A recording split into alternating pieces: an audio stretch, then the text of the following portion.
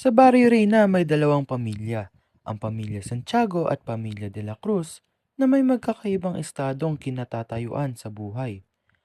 Ang pamilya Santiago ay ang pinakamayaman sa Barrio Reina. Binubuo nito nila Don Axel, ang pinakahaligi ng pamilya at isang hasyendero. At ang kanya namang asawa na si Doña Clarice na nanggaling sa mayamang pamilya at nagtatrabaho bilang prinsipal sa isang pribadong paaralan na pagmamay-ari nila. Sila ay may dalawang anak.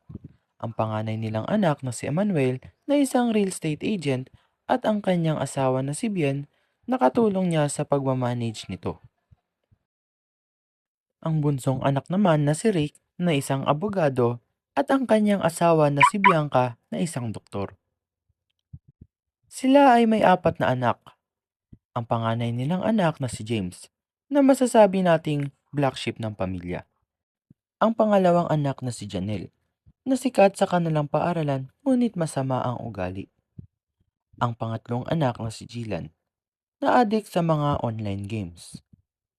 At ang bunso nilang anak na si Iris na masipag mag-aral at kadalasang nakakakuha ng mataas na grado. Sa kabilang pamilya, ang pamilya de la Cruz na ang pinakahaligi ay si Mang Gabriel na hindi nakapagtapos ng pag-aaral at maagang nakilala ang kanyang asawa na si Manang Shaira. Parehas lamang sila ng sitwasyon ni Mang Gabriel. Parehas silang hindi nakapagtapos ng pag-aaral kaya ang tanging libangan na lamang nila ngayon ay maglaro ng chess araw-araw. Sila ay may dalawang anak. Ang panganay na anak na si Marga na isang manikurista at kadalasang nawawalan ng kliyente. Aray, ano ba yan? Makalis na nga dito. At ang kanyang asawa na si Siegfried na isang babaero. Ay, Barbero wala. Ang bunsong anak naman na si Angelo Dapat tipla ka ng kape. Wait lang lang. at ang kanyang asawa na si Raisa. Sila ay parehas na hindi nakapagtapos ng pag-aaral. Sa kadahilanan na maaga silang nagsama ng kanyang asawa. Sila ay may apat na anak. Ang panganay nilang anak na si Rizel na nagtatrabaho sa isang karinderya upang may panggastos silang pamilya.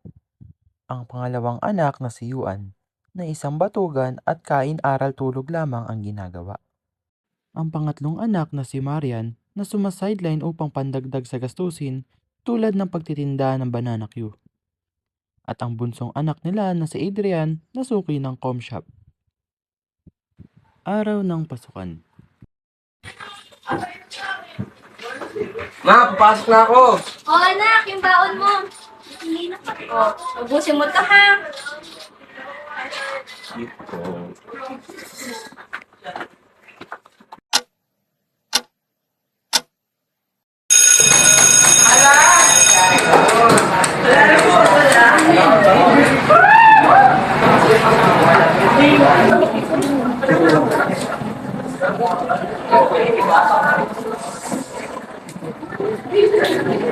Bueno, ako. Napaka lang sa naman yan. Kaya wala ko.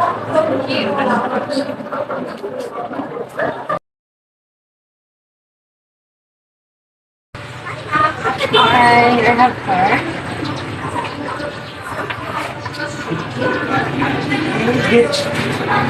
Meetings. Natago ko pa kayo.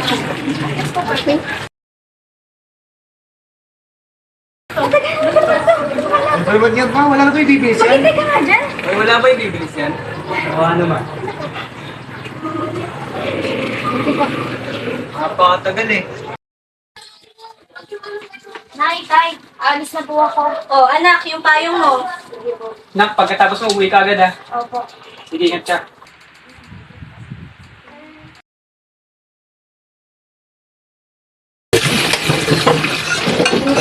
Grabe, sobrang hirap ng buhay. Oo, sobrang hirap talaga ng buhay.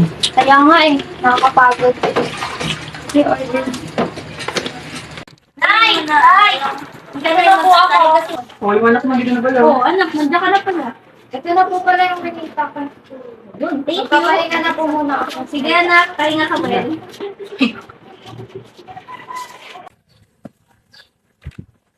Hindi pa lang may mga anak. Ito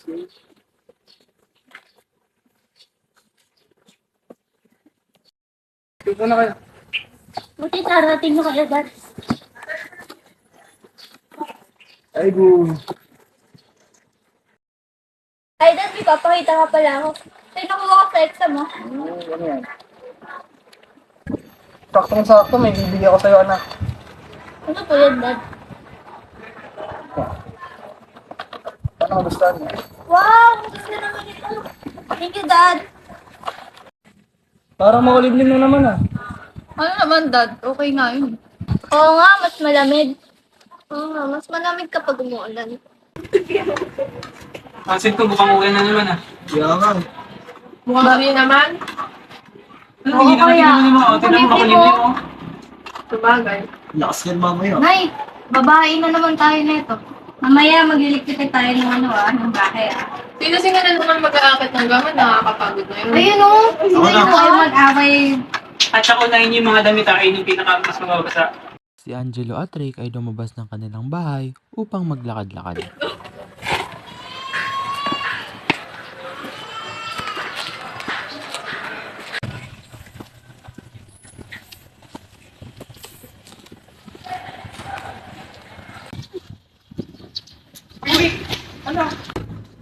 Ano ba, yung tagal natin din isa. Ano na, ano, ang narating mo sa buhay? Ha?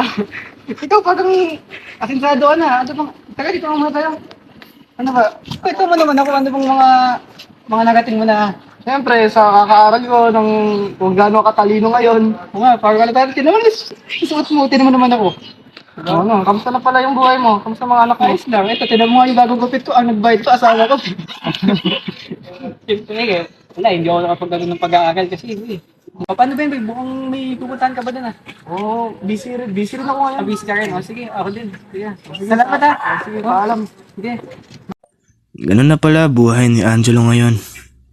Napagtanto ko na kailangan ko na talagang tumulong sa iba sa abot ng aking makakaya. Tutulungan ko sila at hihilahin pataas ng walang tinatapakan na tao. Ang bilis talaga ng panahon. Parang kailan lang. Ngayon, asinsado na yung kaibigan ko. Siguro, kailangan ko na rin magtrabaho para matulungan ko na rin yung pamilya ko at hindi na ako naasa sa kanila. Simula ng araw na iyon, nagkaroon ng pagbabago na makakapagpaunlad sa kanila at sa ibang tao.